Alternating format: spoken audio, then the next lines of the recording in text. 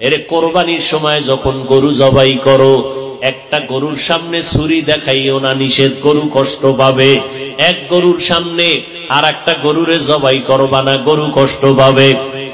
গরুটারে রশি দিয়া বাইদা জমিনের মধ্যে শোয়াইয়া 1 সেকেন্ড দেরি করবা না।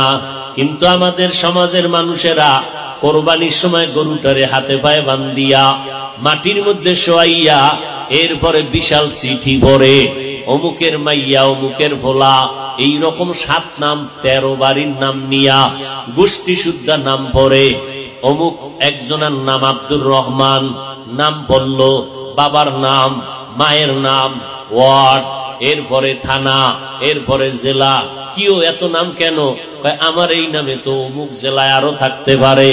যদি এই জেলার নাম না কও তাহলে আমার দোয়া তো আর এক জেলায় চলে যাইব। এই জন্য আমার গোষ্ঠী শুদ্ধ সব নাম ক। 7 জনের নাম কইতে কইতে গরুটা আদা মরা হয়ে গেছে। ও আল্লাহর বান্দারা, এগুলো শুধু মূর্খতা আর কিছুই না। তুমি কোরবানি দিতেছো আমার আল্লাহর জন্য, কার নামে দাও কেউ জানার দরকার নাই, আমার আল্লাহ জানলেই তো যথেষ্ট। আল্লাহর জন্যই যদি দিয়া থাকো, ইমাম সাহেবের ডাইকে আবার গরুডারে কষ্ট দিয়ে কেন চিঠি পড়াও? এর একমাত্র কারণ এই মানুষটা বড় মূর্খ।